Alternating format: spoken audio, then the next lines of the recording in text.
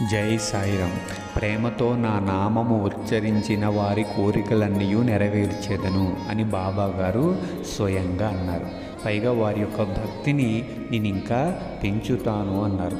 అంటే ప్రతిరోజు ఎవరైతే ఓం సాయి, శ్రీ సాయి, జై జై సాయి అని 1000 సార్లు లేదా ఒక 1800 సార్లు లేదా 2000 సార్లు ఇలా కొన్ని సంఖ్య పెట్టుకొని ఆ సంఖ్య పూర్తయ్యేంత వరకు ప్రతిరోజు నియమంగా ఓం సాయి, శ్రీ సాయి, జై జై సాయి అనే నామాన్ని స్మరిస్తూ ఉంటే మన మనస్సులో ఉండేటటువంటి కోరికలు తీరుస్తాడు.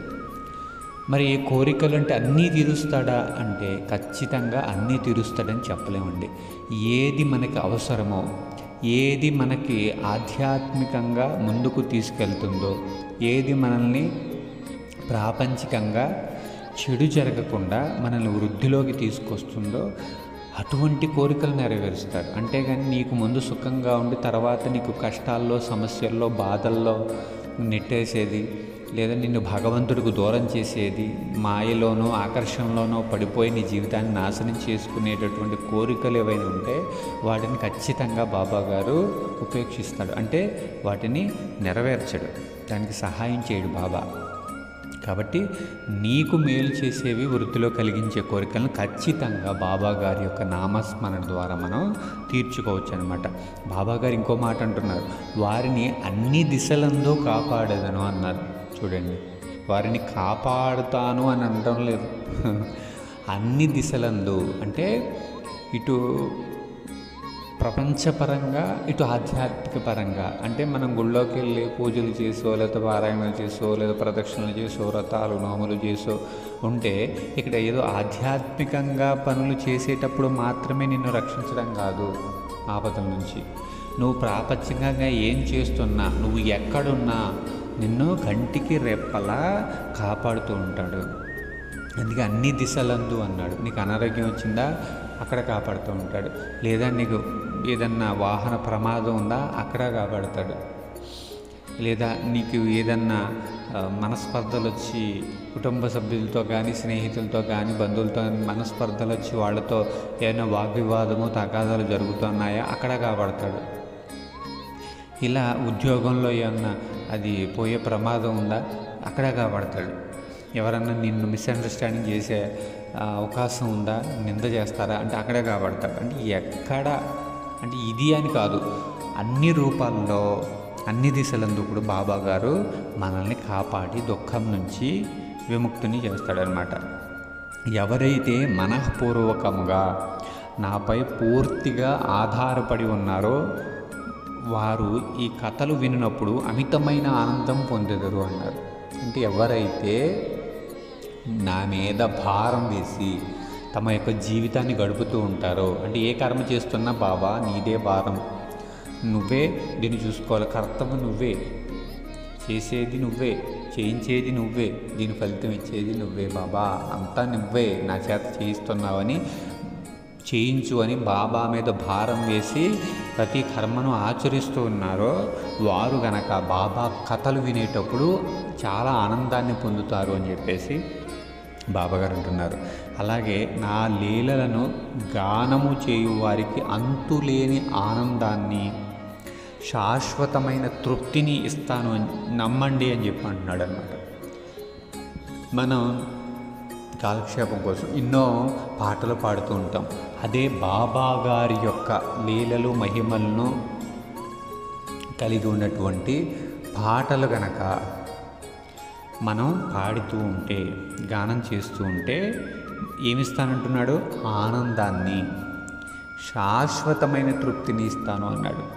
మనం ఈ లోకంలో ఏ వస్తువుతో మనం ఏ వస్తువుని అనుభవించినా లేదా ఏ వ్యక్తితో మనం కాలక్షేపం చేసినా లేదా కీర్తి ఉన్నా లేదా మంచి ఆహారం తిన్నా లేదా మంచి బట్టలు కట్టుకున్నా, మంచి ఇల్లు కట్టుకున్న, వాహనాలున్నా, ఏది ఉన్నా ఏం చేసినా కూడా ఆ తృప్తి అనేది అప్పటి వరకే ఉంటుంది. ఆ పని పూర్తవ్వగానే, అనుభవం పూర్తిగా అవ్వగానే మనకి తృప్తి అనేది పోతుంది, ఉండదు.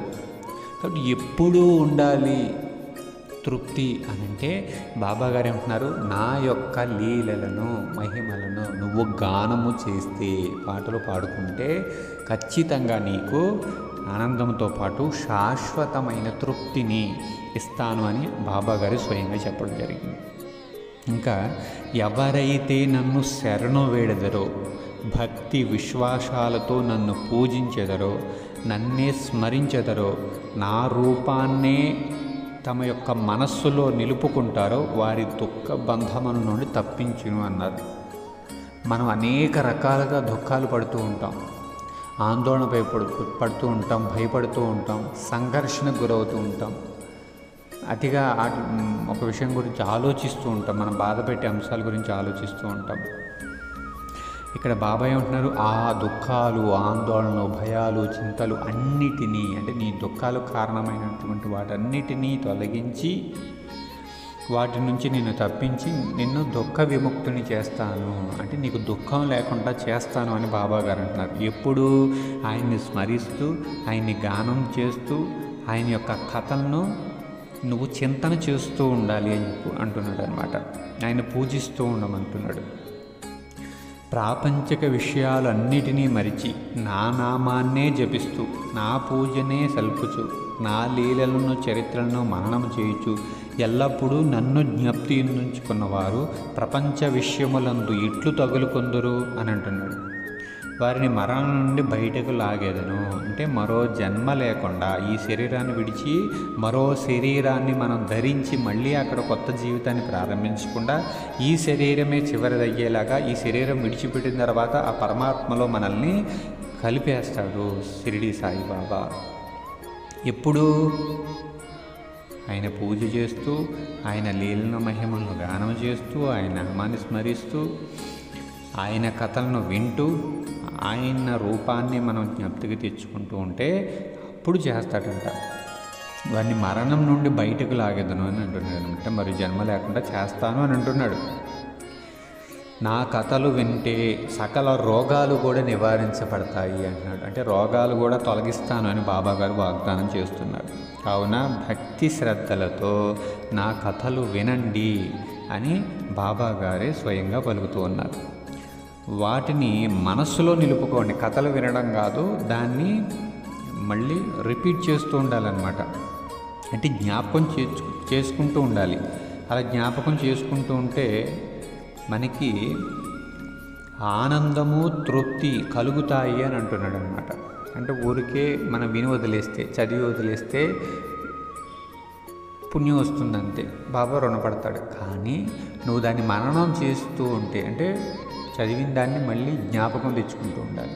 మళ్ళీ కొంత సమయం అయిన తర్వాత సాయంత్రం పూట మళ్ళీ జ్ఞాపకం తెచ్చుకుంటావు, మళ్ళీ రేపో ఎల్లుండో మళ్ళీ ఒకసారి జ్ఞాపకం తెచ్చుకుంటావు. అంటే ఒక విషయాన్ని, బాబా జీవితంలో జరిగిన ఒక సన్నివేశాన్ని చదివినప్పుడు దాన్ని అప్పుడప్పుడు మళ్ళీ తిరిగి జ్ఞాపకం తెచ్చుకుంటూ ఉంటే అది మనస్సులో నిలబడిపోతుంది అనమాట, మనసుకు అంటుకుపోతుంది. అప్పుడు ఏమవుతుందనంట, అలా మననం చేస్తూ మనసుకు హత్తుకునేలాను చేయగలిగితే, మనసులో నిలిచిపోయేలా చేయగలిగితే ఈ ప్రాసెస్లో ఏం జరుగుతుందంట, ఆనందము, తృప్తి నీకు కలుగుతాయి అంటున్నాడు అనమాట. నా లీలలో వింటే శాంతి కలుగుతుంది అన్నాడు. అంటే బాబాగారి యొక్క కథలను వింటూ ఉంటే, లీలలో మహిమలు వింటూ ఉంటే మనశ్శాంతి కలుగుతుందంట. మనఃపూర్వకమైన నమ్మకము గలవారికి శుద్ధ చైతన్యముతో తాదాత్మ్యము కలుగును అన్నాడు. చూడండి, చాలా గొప్ప మాట ఇది. అంటే ఎవరికైతే బాబా యందు పూర్ణ విశ్వాసం ఉంటుందో వాళ్ళకి ఆత్మ సాక్షాత్కారం, శుద్ధ చైతన్యంతో తాదాత్మ్యం అంటే ఏంటి, ఆత్మ సాక్షాత్కారం కలగడం. అంటే నేను ఈ దేహాన్ని కాదు, దేహములో ఉండేటటువంటి ఆత్మ చైతన్యాన్ని అని మనకు తెలుస్తుంది. అంటే మన మనస్సు వెళ్ళి లోనున్నటువంటి ఆత్మ చైతన్యంలో కలిసిపోతుంది అనమాట. కలిసి కొంతసేపు మళ్ళీ తిరిగి యథాస్థానానికి వస్తుంది మనస్సు.